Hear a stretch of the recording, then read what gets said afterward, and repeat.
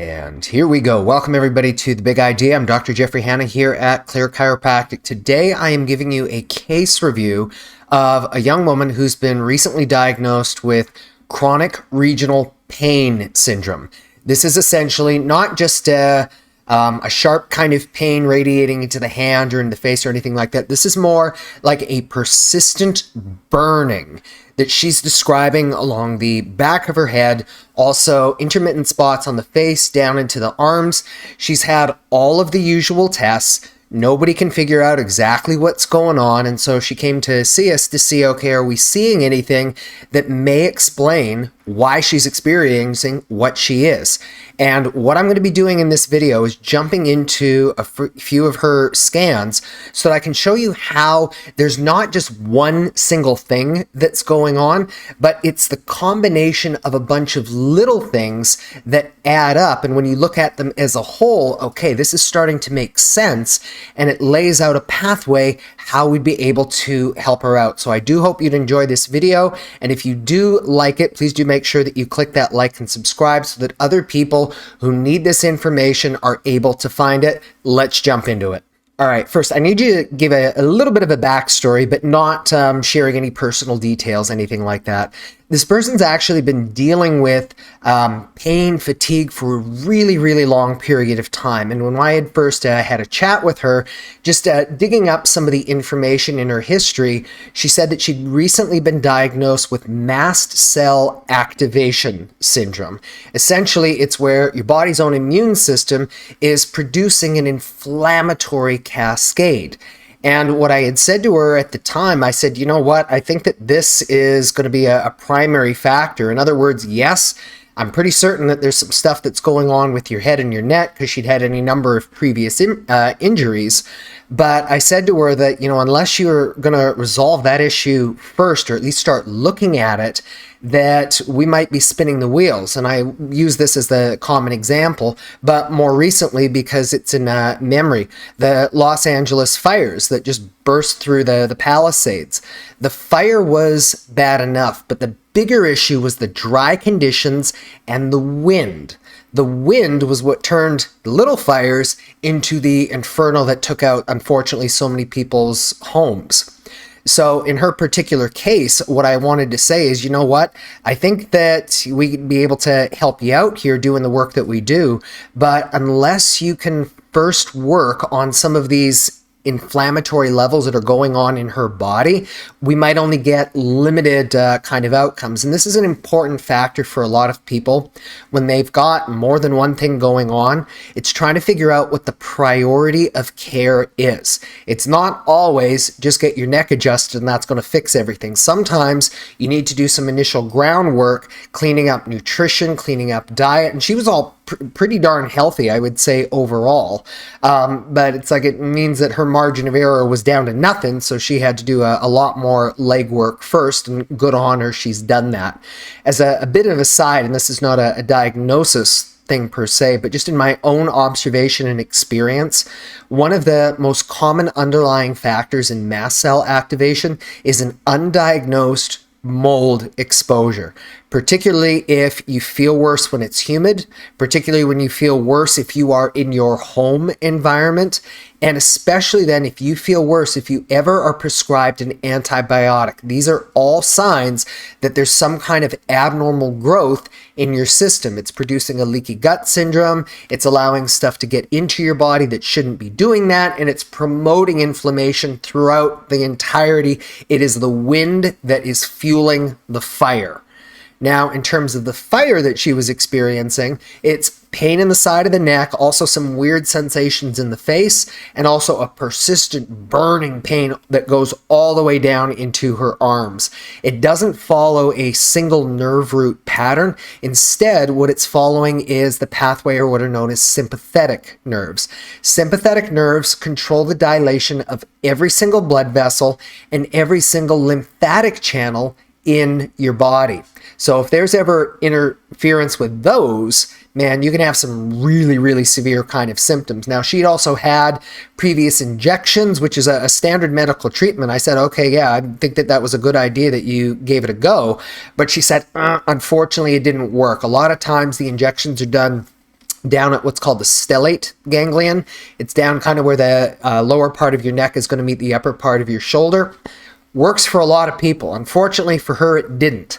So she was seeking our care, and what I'm going to show you next are some of the findings that we uncovered that may explain a little bit about what's going on, how they were thinking the right idea, but maybe looking in the wrong area. Let's have a look at that. All right, I'll say this again. There's not just one thing that is going on. For her, what I'm seeing is it's a whole bunch of little things that if you look at them as the whole, this explains a lot more about what's actually happening here. So first off, we have a slice where we're looking kind of head on, but head on. So right side's over here, left side's over here, and we're looking at the brain right here. If you see these little black spots right here, these black spots are the very base of the skull. And what you might notice here is that this part of the brain, particularly on the right side, it's descending down just a little bit below that rim. This is what's called cerebellar crowding. Simply put, it's where something is exerting mechanical tension on the brain. Picture a balloon with a piece of string attached to it. Balloon's your brain, string is the spinal cord. It's like taking the string and pulling it down like this, where the brain starts to essentially herniate down through the opening at the base of the skull. Now, in and of itself, this is not always a problem because people can have huge amounts of this but be completely asymptomatic. The bigger issue is if this, ever like a cork in a wine bottle, starts to obstruct the flow around the brain. Essentially then, as opposed to the brain being able to drain fluid back to the heart, it stays congested up on the top and it leads to inflammation. It contributes to headaches, especially headaches that get worse with exercise or certain kinds of head movements. And it just feels like there's always this persistent pressure or heaviness on the inside of the skull. So first up, I do see that she has a little bit of this going on. And if we come up and look at it from a slightly different slice, we can see the exact same type of phenomenon. So I draw you this little outline right through here. This would be where that opening at the base of the skull is located. And the fluid that I was referring to, cerebrospinal fluid, it's this bright white stuff that you see. Ideally, we would see that this bright white stuff is all of the way around, but it isn't. So there is still space for fluid to flow, but opposed to having like a huge margin of error like this, it is much, much tighter. It's a risk factor for developing some of these other kinds of symptoms. I'll also jump ever so slightly over to the front area right through here, and you see this white outlines of these black circles. The black circles are the maxillary sinuses right here. The white implies mucosal thickening. In other words, there's some kind of allergic or inflammatory response that is affecting her sinuses. This would match the mast cell activation that we identified. But now let me jump back to the base of the skull right through here. And you'll notice this dark circular feature right here. This is going to be the spinal cord. So essentially where the upper part of the neck is going to meet the very base of the skull.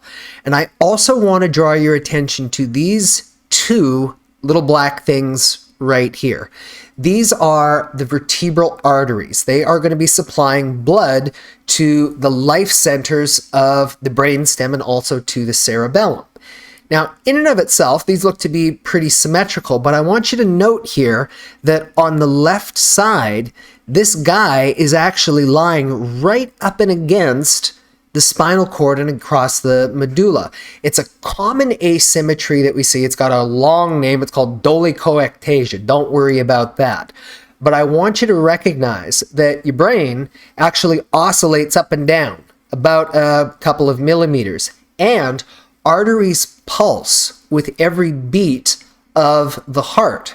In her particular case, not only do we have the narrowing or the constriction of the space for the cerebrospinal fluid to flow, but something is exerting tension on the artery where it's actually abutting against the cord. So then as that artery is pulsing, it has the potential to aggravate it. You know, if I was just sort of tapping you in the arm or the hand like this, once, twice, no biggie. But if I do that thousands and thousands of times. This is going to be a water torture of sort where it is producing sensitivity, agitation of the tissues in this area. When I was doing a neurological assessment for her, one of the things that we found that she actually had a crossed nerve signal where there was a deficiency on one of the nerves on the lower part of her tongue, but there was another deficiency that had crossed over to the other side. This suggests then that one of the issues that she's experiencing is what's known as a lateral medullary syndrome. Something is obstructing blood flow to these vital life centers of the brain and could be contributing to her symptoms. Now, lateral medullary syndrome is not something to be mucking around with because it can be sometimes a risk factor for a blood clot, stroke, different things like that. Now, she's had all of the tests, and we're looking at it here. There is no sign of obstruction.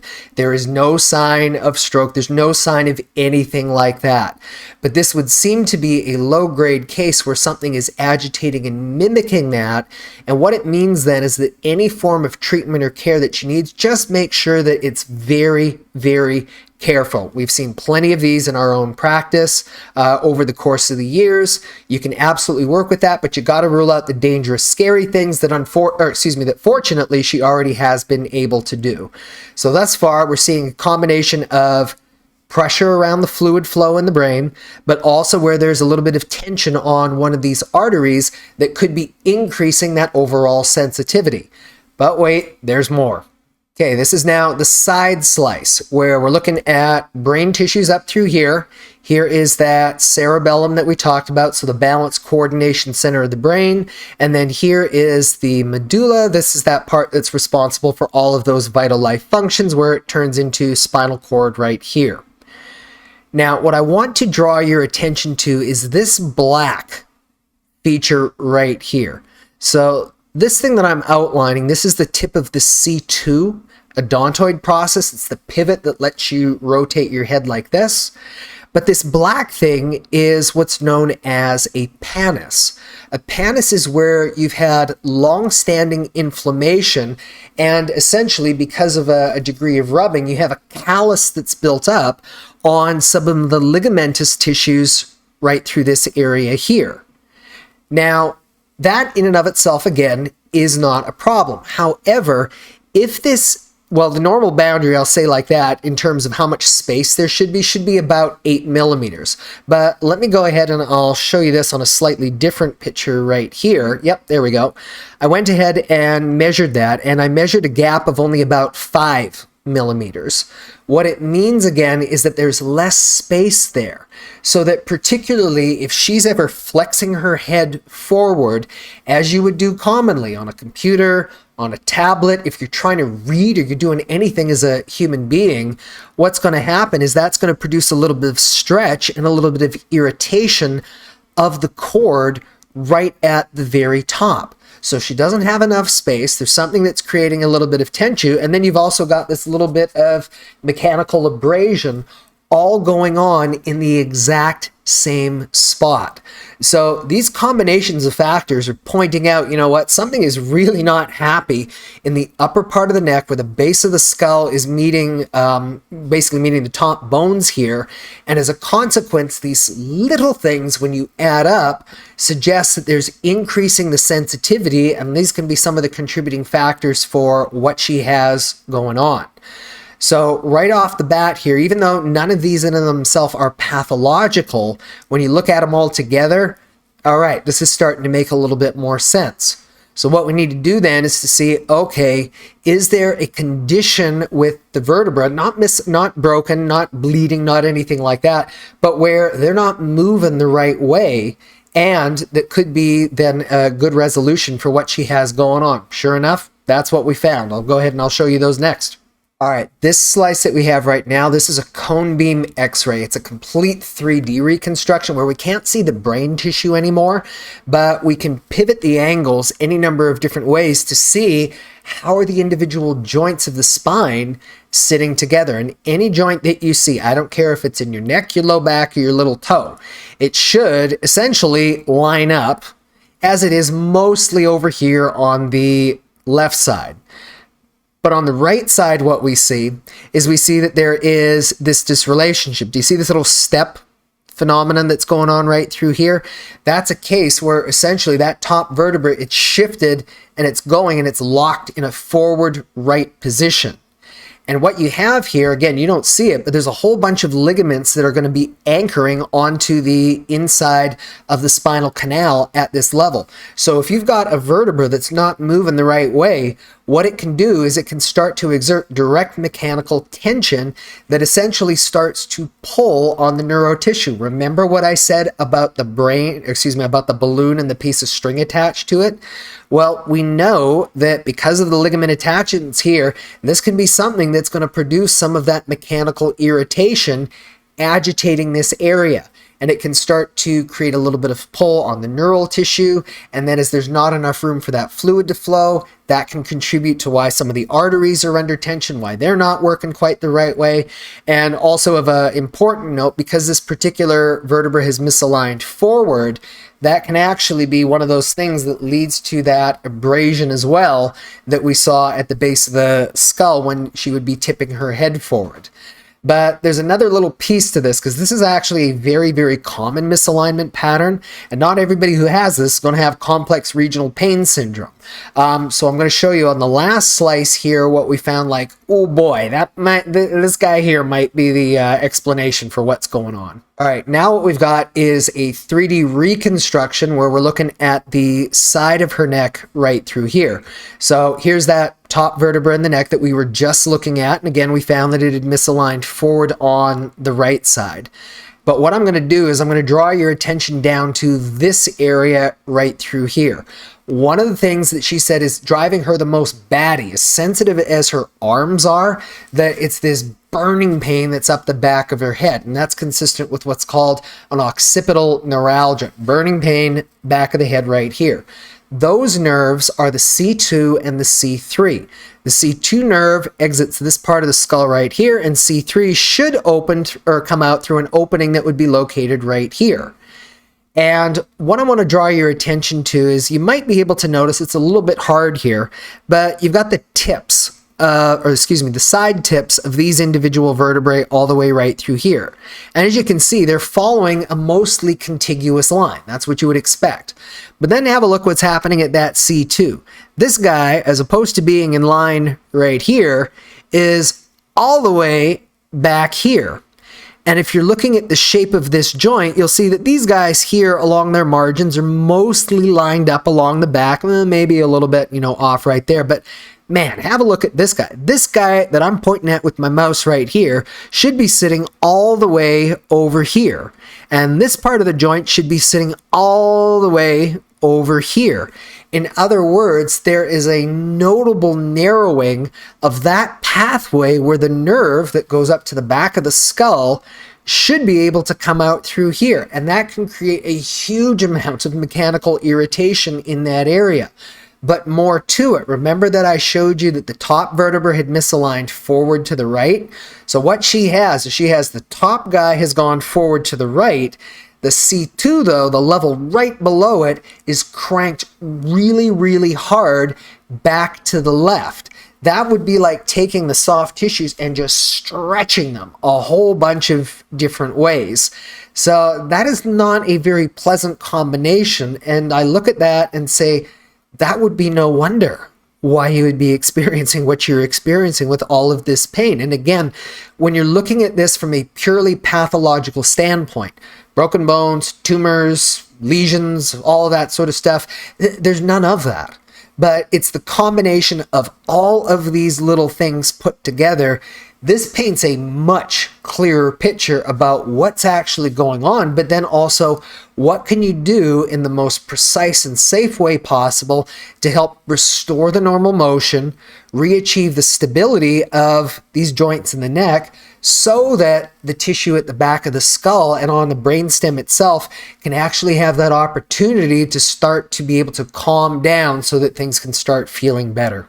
Now, I would like to say that it was going to be a straightforward kind of process, but honestly not.